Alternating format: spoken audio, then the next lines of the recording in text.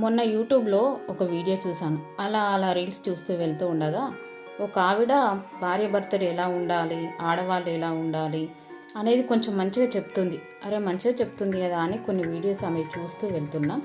అట్లా వెళ్తూ ఉన్నప్పుడు ఆవిడ్ని ఒక అమ్మాయి ఒక ప్రశ్న అడిగింది. ఏంటంటే, అక్క మా ఆయన తప్పుల మీద తప్పులు చేస్తూ వెళ్తున్నాడు, మా ఆయన్ని ఇంకా ఎంతకాలం భరించాలి అని. అప్పుడు ఆమె చెప్పిన సమాధానం ఏంటంటే, ఎంతకాలం అంటే చచ్చేదాకా భరించాల్సిందే, ఆడవాళ్ళకి తప్పదు. మా ఆయన అయితే నన్ను బాధ పెట్టడానికి నా ముందే ఇంకొక అమ్మాయిని కౌగులించుకొని ముద్దు పెట్టాడు. తర్వాత ఇలా చాలా జరిగాయి. అలా 10 మందితో వ్యవహారం నడిపాడు. వారందరూ కూడా నాకు తెలుసు. నేను చాలా ఏడ్చి గుండ్రాయి చేసుకొని సంసార సాగరాన్ని ఈదుతున్నా. ఎందుకు ఇలా చేస్తున్నావు అని ప్రశ్నిస్తే, మనం ఇష్టం ఉంటే అబద్ధాలు చెప్పి తప్పించుకుంటాడు, ఇష్టం లేకపోతే వదిలేస్తాడు. అలా వదిలేస్తే ఆడదాని జీవితమే పాడవుతుంది. అందుకే జీవితాంతం అన్నీ తెలిసినా ఏం తెలియనట్టు గుండెరాయి చేసుకొని బ్రతుకు అని సలహా ఇచ్చింది. ఇప్పుడు ఇది విన్న మీకు ఈమె ఇచ్చిన సమాధానం మీలో ఎంతమందికి కరెక్ట్ అనిపించిందో కామెంట్ చేయండి. నాకైతే ఇది కరెక్ట్ అనిపించలేదు. నీ భర్త తప్పు చేస్తే నువ్వు గుండెరాయి చేసుకొని నువ్వు భరించవచ్చు, అది నీ ఇష్టం. కానీ ఇంకొక ఆడవాళ్ళకి వాళ్ళ భర్త తప్పు చేస్తే నువ్వు భరించు అని చెప్పే రైట్ నీకు లేదు. నువ్వు భరించే ఓపిక ఉంది, నువ్వు భరిస్తున్నావు. నీకు ఏ రీజన్స్ ఉన్నాయో తెలియదు, నువ్వు బయటికి వెళ్ళి బ్రతకలేవో తెలియదు, సమాజాన్ని ఫేస్ చేయలేవో తెలియదు, లేకపోతే నువ్వు బయటికి వెళ్ళి సంపాదించలేవో తెలియదు. నువ్వు అందులో ఉండిపోతున్నావు, ఆ నరకంలోనే పడి చేస్తున్నావు. కానీ ఇంకొక అమ్మాయిని కూడా అదే నరకంలో పడి చావమంటున్నావు చూడు, అది నాకు నచ్చలేదు. నేనైతే ఇది విన్న తర్వాత చాలా బాధపడ్డా, చాలా కోపం కూడా వచ్చింది. భర్త పరాయి స్త్రీతో ఉంటే అది మనకు తెలిసి కూడా తెలియనట్టు భరిస్తూ బ్రతకాలా? ఇదెక్కడి న్యాయం? ఇలా భరిస్తూ వెళ్తే వాడు తప్పుల మీద తప్పులు చేస్తూనే ఉంటాడు. ఏమీ ప్రశ్నించట్లేదు కదా అని రేపు ఇంకొక ఆడదాన్ని తీసుకొచ్చి ఇంట్లోనే పెడతాడు. ఇప్పుడు ఇతన్ని చూసి ఇంకొకరు కూడా అలాగే తయారవుతాడు. నీకేమవుతుంది? అక్కడ వాడు తీసుకొచ్చుకొని పెట్టుకుంటున్నాడు కదా, వాళ్ళ భార్య సైలెంట్గానే ఉంటుంది కదా, నీకేమవుతుందని ఇంకొక అమ్మాయిని కూడా వాళ్ళ భర్త టార్చర్ చేస్తూ ఉంటాడు. అందుకే మనకు తెలిసినప్పుడు నిలదీసి అడగాల్సిందే. అలా అడిగితేనే అతనికి కొంచెం భయం ఉంటుంది.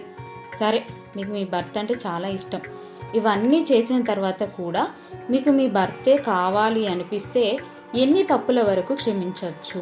నా వరకు నేను చెప్పేది ఏంటంటే 3 తప్పుల వరకు క్షమించవచ్చు. 3 ఛాన్సులు ఇవ్వండి మీ భర్తకి. ఈ 3 అవకాశాల్లో మారడా అని చూడండి. ఈ 3 అవకాశాల్లో మారకపోతే అతను ఎప్పటికీ మారుతాడు అని నమ్మడం మీ మూర్ఖత్వం మాత్రమే. మీరు నిలదీసి అడిగినప్పుడు మీ మీద నిజంగా ప్రేమ ఉంటే ఆ ఒక్క తప్పు దగ్గర ఆగిపోయి క్షమించమని అడిగి మీతో కొత్త జీవితాన్ని మొదలు పెడతాడు.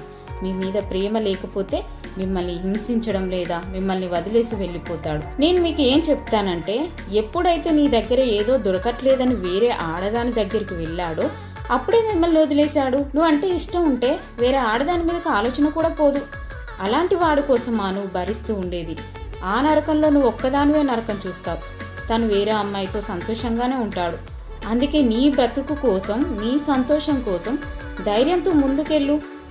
పుట్టేటప్పుడు ఒంటరి, పోయేటప్పుడు ఒంటరి. ఈ మధ్యలో బంధాలన్నీ మనం నాటకం వేసినట్టుగా పాత్రలు వస్తూ వెళ్తూ ఉంటాయి. ప్రతి ఒక్కరికి సెల్ఫ్ రెస్పెక్ట్ ఉండాలి. మనం ఇష్టపడే వ్యక్తి భర్త అయినా భరించే వరకే భరించాలి. అతిగా భరిస్తే అలసైపోతాం. సమాజంలో నలుగురు ఏమనుకుంటారో అని భయం వేస్తుందా? ఎవరా నలుగురు చెప్పు?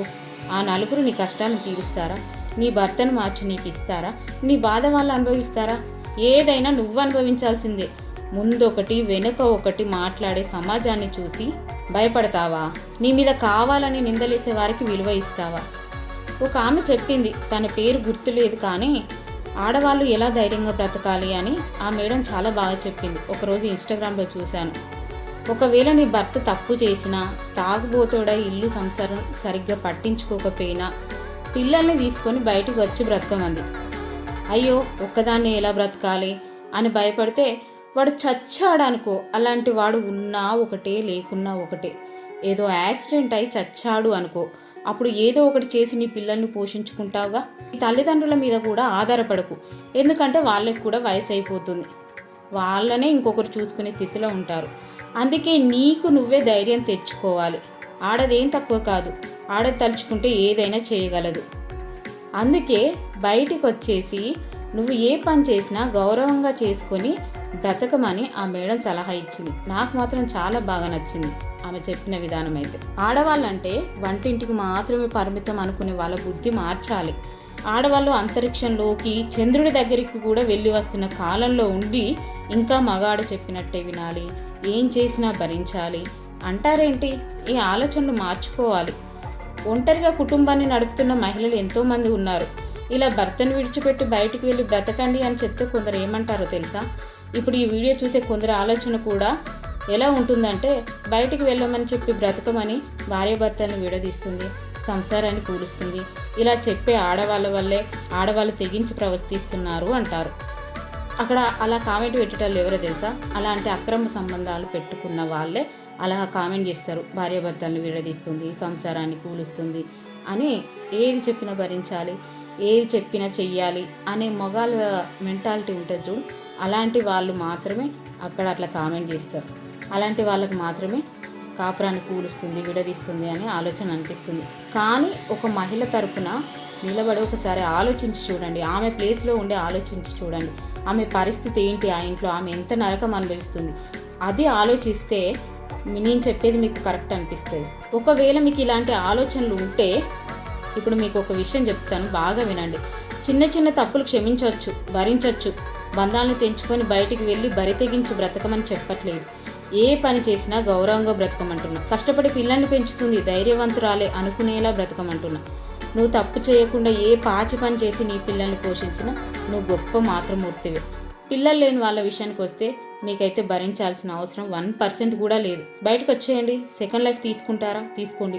లేదు, ఇతనే ఇంత టార్చర్ చేశాడు, ఇతని దగ్గర నేను ఇన్ని కష్టాలు అనుభవించిన, వచ్చేవాడు సెకండ్ వాడు ఎలా ఉంటాడో ఏమో, బాగా చూసుకుంటాడో లేదో, ఒకవేళ ఆ లైఫ్లోకి వెళ్తే నా జీవితం మొత్తం ఇంకా నాశనం అయిపోతుందేమో అనుకుంటే మీ కెరియర్ మీద దృష్టి పెట్టండి.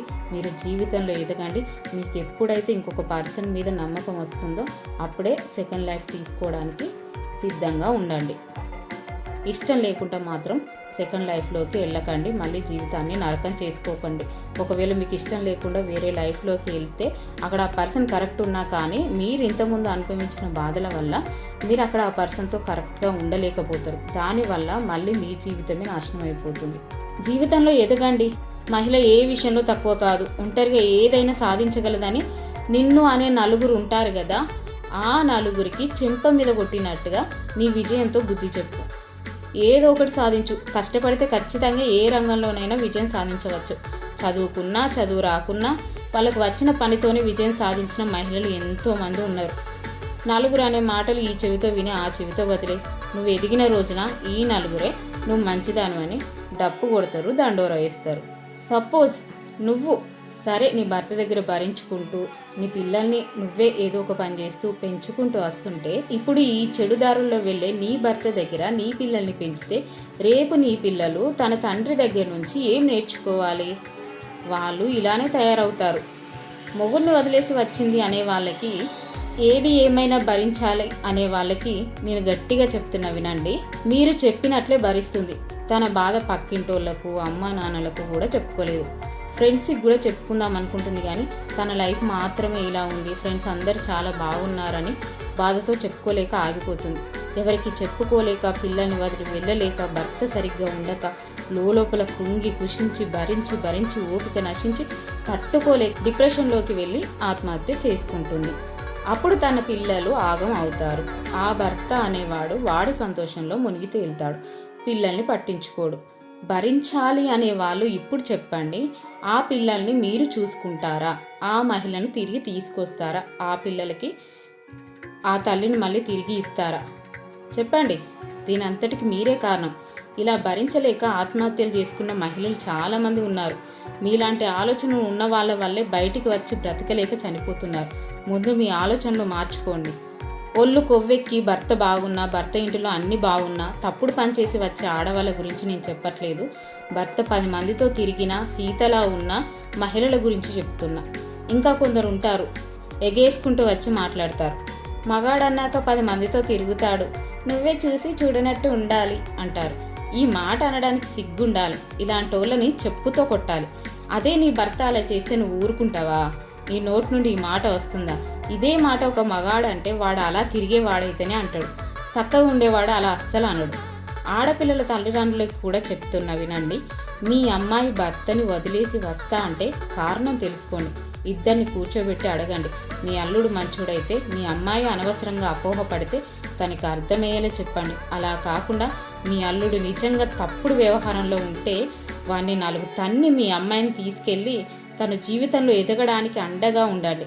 నలుగురు ఏమైనా అంటే నా కూతురు నా ఇష్టం, నా కూతురి జీవితం బాగుండాలి, నా కూతురు వైపు న్యాయం ఉంది కాబట్టి నా కూతురుకు అండగా ఉంటాం అని చెప్పండి. పిచ్చి పిచ్చి కూతలు కూస్తే చెంప పగులుతుంది అని చెప్పండి. ఇంకోసారి ఇంకో మాట అనడానికి కూడా ధైర్యం చేయరు. పెళ్ళైన ఆడవాళ్ళకు కూడా చెప్తున్నా వినండి. ఎంతవరకు ఓపిక ఉంటుందో అంతవరకు భరించండి.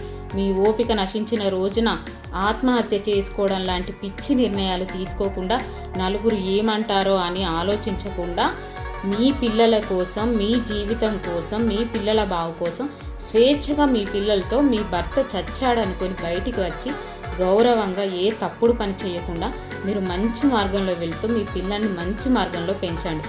ఒంటరిగా అయినా పిల్లల్ని మంచిగా పెంచింది అనే గౌరవం తెచ్చుకోండి. ఎవ్వరికీ భయపడకండి. ఏ తప్పు చేయనంత వరకు ఎవ్వరికి భయపడాల్సిన అవసరం లేదు. ఎవరికి సమాధానం చెప్పాల్సిన అవసరం కూడా లేదు. మీ జీవితం మీది, మీ నిర్ణయం మీది, మీ భవిష్యత్తు మీ చేతుల్లోనే ఉంటుంది. ఆడది అంటే అణిగిమణిగి ఉండేది కాదు, అవసరమైతే ఆదిశక్తిలా కూడా మారుతుంది. కొందరు భర్తలు ఎలా ఉంటారంటే వాళ్ళు రాముడిలా ఉండరు కానీ సీత లాంటి భార్య కావాలని ఉంటుంది. ఇట్లాంటి వాళ్ళను ఏం చేసినా తప్పు లేదు. నిజం చెప్పాలంటే వాళ్ళు ఏంటంటే 10 మందితో తిరిగి వస్తారు, ఇంట్లో భార్య మాత్రం సీతలు ఎక్కువ ఉండాలి, వాళ్ళని హింసిస్తూ టార్చర్ చేస్తూ ఉంటారు. ఇట్లాంటి సిచ్యువేషన్లో కూడా ఆడవాళ్ళు అక్కడ ఉండకండి. నేను చెప్పేదైతే వదిలేసి రమ్మనే చెప్తాను. ఇది కలియుగం. ఇది వెనకటి వాళ్ళు లెక్క బయటికి రాకుండా ఉండే యుగం కాదు. వెనకటి ఏంటంటే వంటింటికి పరిమితం అయిపోయారు కాబట్టి అక్కడే ఉండి భరించుకుంటూ అలాగే ఉన్నారు. ఇప్పుడు ఏంటంటే ఆడవాళ్ళు కూడా చాలా ఎదుగుతున్నారు, చాలా రంగాల్లో ముందుకెళ్తున్నారు, బిజినెస్లు చేస్తున్నారు, వాళ్ళు సొంతంగా ఎదుగుతున్నారు, సొంతంగా సంపాదించుకోగలుగుతున్నారు, సొంతంగా వాళ్ళకంటూ ఒక పేరు వస్తుంది, సొంతంగానే వాళ్ళు అన్నీ చేసుకోగలిగినప్పుడు ఈ విషయంలో మాత్రం భరిస్తూ ఎందుకు ఉండాలి? ఈ వెనుకటి ఆచారాలు ఏంటంటే భార్యాభర్తలు కలిసి ఉండడానికి పెట్టిన ఆచారాలు. ఏంటంటే ఏదైనా భరించాలి అంటే చిన్న చిన్న విషయాలు, ఇంట్లో జరిగే గొడవలు కానీ అవి కానీ ఇవి కానీ చిన్న వాటికి భరించాలి. ఇంకో పరాయి స్త్రీతో సంబంధాలు పెట్టుకుంటే మాత్రం భరించాల్సిన అవసరం అయితే లేదు. కంపల్సరీగా చెప్తున్నా. అలా భరిస్తే మనం భరించేదానికి విలువ కూడా ఉండదు. ఇప్పుడు వాడు పోయి ఇంకో దాంతో తిరుగుతున్నప్పుడు వాడు ఇక్కడ సంపాదించిన డబ్బంతా తీసుకుని అక్కడ వెళ్తే నువ్వు నీ పిల్లలు ఎట్లా బతుకుతారు? అట్లా భరించమని చెప్పడం చాలా తప్పు. నేనైతే దీన్ని అస్సలు ఒప్పుకోను. చివరిగా నేను చెప్పేది ఏంటంటే ఎలాగైనా భరించాలి అనే ఆలోచనను మార్చుకోండి. తప్పు చేస్తే మాత్రం నిలదీసి అడగడం నేర్చుకోండి. తప్పుడు దారిలో వెళ్ళకుండా గౌరవంగా బ్రతకండి. ఎందుకంటే నేను కొన్ని జీవితాలు చూశాను. కొందరు జీవితాలు చూసి దాని తర్వాతనే ఒక నిర్ణయానికి వచ్చేసి ఆ వీడియోలో చూసిన తర్వాత నాకు ఈ ఆలోచన వచ్చి ఈ వీడియో చేయాలనిపించి చేశాను. నా వరకు నేనైతే బాగానే మాట్లాడాను, బాగానే చెప్పాను అనుకుంటున్నాను. నేను మాట్లాడిన దాంట్లో తప్పు లేదు అనుకుంటున్నాను. తప్పు ఉంది అని మీరు అనుకుంటే దానికి నేనేం చేయలేను. ఈ వీడియో కనుక మీకు నచ్చినట్లయితే వీడియోని లైక్ చేయండి, మీ ఫ్రెండ్కి షేర్ చేయండి, మా ఛానల్ని సబ్స్క్రైబ్ చేసుకోండి, పక్కన గంట సింబల్ వస్తుంది నొక్కండి, నోటిఫికేషన్ ఆల్ సెట్ చేసుకోండి.